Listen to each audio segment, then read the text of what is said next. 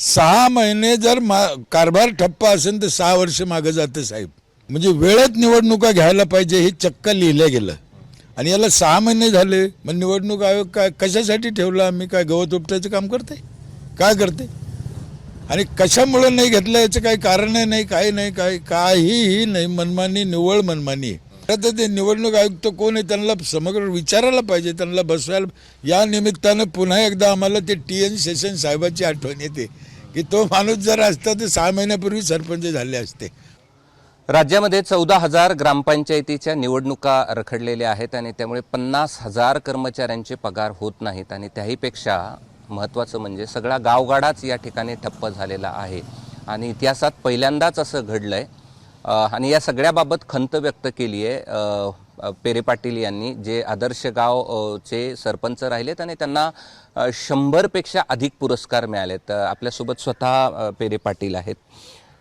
काय प्रतिक्रिया आहे हे ऐकल्यानंतरची पहिली? नाही, हे म्हणजे अतिशय चुकीचं आहे आणि राज्याला पण घातक आहे. प्रश्न निवडणुकीचा किंवा सरपंचाच्या पदावर बसायचा हा नाही आहे, पण त्याच्यामुळे कारभार ठप्प झाला. जवळजवळ 50,000 कर्मचाऱ्याचे पगार नाही आणि विशेष म्हणजे प्रशासक बी नाही. कदाचित प्रशासक असतं तर थोडंफार धकलं असतं. म्हणून हे 100% चुकीचे आहे असं मला वाटतं. शासनाने लवकरात लवकर ताबडतोब निवडणूक आयोगाने डिक्लेअर करायला पाहिजे. हे मी एकटाच महाराष्ट्रात खूप दिवसाचं बोलू राहिलो, पण आमचा आवाज त्यांच्यापर्यंत पोहोचत नाही. या निमित्तानं तो पोहोचेन अशी मी आशा करतोय.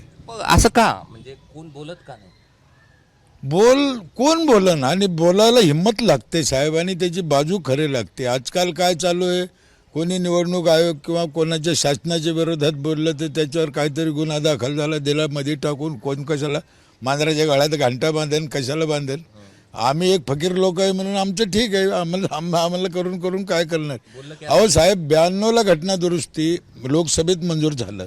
हे मी नाही सांगत, घटना सांगते. 92ला लोकसभेत मंजूर झालं. 24 एप्रिल 93ला घटना दुरुस्ती झाली आणि त्यामध्ये म्हणजे वेळेत निवडणुका घ्यायला पाहिजे हे चक्क लिहिलं गेलं आणि याला 6 महिने झाले. मग निवडणूक आयोग काय कशासाठी ठेवला? आम्ही काय गवत उपटायचं काम करते? काय करते? आणि कशामुळे नाही घेतलं याचं काही कारण नाही, काही नाही, काहीही नाही. मनमानी, निव्वळ मनमानी.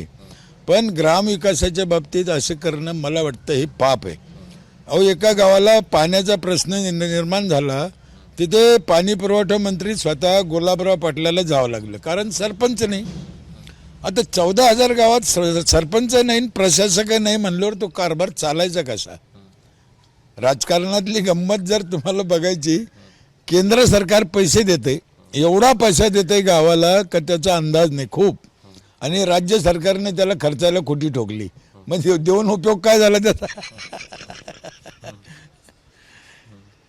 बोलत नाहीत हे फारच वाईट आहे. ते फारच वाईट आहे ते सर. आणि आमच्या विशेष म्हणजे सगळ्या सरपंच संघटना आहे महाराष्ट्रात 5-7, एकही सरपंच संघटना बोलत नाही. मी सगळ्याशी बोललो, पण या संघटना सुद्धा कोणत्या ना कोणत्या पक्षाच्या दावणीला बांधलेल्या असल्यामुळं त्यांची बोलायची हिंमत होत नाही. पण ते आणि राहिला प्रश्न हे ग्रामपंचायत कर्मचारी, हा साधा वर्ग आहे आणि अतिशय गरीब वर्ग आहे. म्हणजे याला महिन्याला कमवायचं आणि महिन्याला खायचं याच पद्धतीचा हा माणूस आहे. पण हा बोलन कोणाला आणि यांचं ऐकन कोण? जर आज मोठ्याल्या लोकांचं कोणी ऐकू शकत नाही, ते ग्रामपंचायत कर्मचाऱ्याचं कोण ऐकन? कायदा काय सांगतो? किती दिवस? 6 म्हणजे मुदत संपायच्या आधी 15 दिवसांनी दुसऱ्या पदाधिकारीची निवडणूक झाली पाहिजे ही घटना सांगते, मी थोडी सांगतो. आणि खरं तर ते निवडणूक आयुक्त कोण आहे त्यांना समग्र विचारायला पाहिजे, त्यांना बसवायला. या निमित्तानं पुन्हा एकदा आम्हाला ते TN शेषन साहेबांची आठवण येते की तो माणूस जर असता तर 6 महिन्यापूर्वी सरपंच झाले असते. आता कोण आहे मला माहीत नाही, का घेत नाही मला माहीत नाही. पण माझी या निमित्ताने त्यांना विनंती आहे की गावगाडा कसा थांबला म्हणजे पूर्ण ठप्पच झालं, काहीही करू शकत नाही. माझ्या अंदाजाने 6 महिने झाले ग्रामसेवकाचा पगार पण फुकट चालला. कामच नाही तर कशाचा पगार घ्यायचा आहे? काही करायचं नाही, ठराव नाही, लिहिणं नाही, काम नाही, पगार नाही, कागद नाही, काहीही नाही. 100% ठप्प आहे. हे न बोलणं किती धोकेदायक आहे सर्वांसाठी, सगळ्यांनीच बोललं पाहिजे. आणि हा कोणाचा म्हणजे वाईट हेतूने नाही किंवा दुश्मनी म्हणून नाही. तुम्हाला राज्याचं काही चांगलं करायचं, गावाचं काही चांगलं करायचं, देशाचं काही चांगलं करायचं, मग बोलायचं नाही तर मग काय जगायचं तरी कशाला, अशी गोष्ट आहे ना.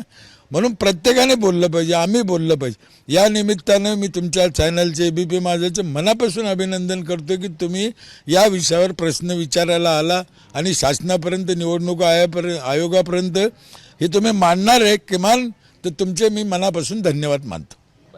किती काळ गाव मागे गेलं ह्या 6 महिन्यात? 6 महिने जर कारभार ठप्प असेल तर 6 वर्ष मागे जाते साहेब, असा माझं 100% अंदाज आहे. कारण आता काळ बदलत आहे, फास्ट काळ आहे. प्रत्येक विषयावर काम करायचं आहे. सध्याचं उन्हाळा तुम्ही पाहिलं कसं आहे, पाण्याचे प्रश्न कसे, अनेक कितीतरी प्रश्न. आता जून महिना आला, झाडं लागवड करायची आहे, अनेक गोष्टी आहे. पण हे काहीतरी थातूरमातूर कारणं सांगून तुम्ही राज्याला आणि घटनेला वाईट पद्धतीने हात घालायचं हे चांगलं नाही, असं माझं ठाम मत आहे. हे होते भास्कर पेरे पाटील आणि त्यांनी खंत व्यक्त केली आहे की राज्यात जर अशी परिस्थिती आहे, 14,000 ग्रामपंचायतीच्या निवडणुका नाहीत आणि त्यामुळे 6 वर्ष गावं या ठिकाणी मागे पडलेत आणि यात कुणी बोललं एक तर बोलायला तयार नाही आणि कुणी बोललं की त्याला थेट आतमध्ये टाकलं जातं, म्हणजे जेलमध्ये टाकलं जातं आणि त्यामुळे कुणी बोलायला तयार नाही, असं देखील खंत त्यांनी व्यक्त केली. कॅमेरामन बाळासाहेब पाचवणेसह मी कृष्णा केंडे, ABP माझा, छत्रपती संभाजीनगर. ABP माझा, उघडा डोळे बघा नीट.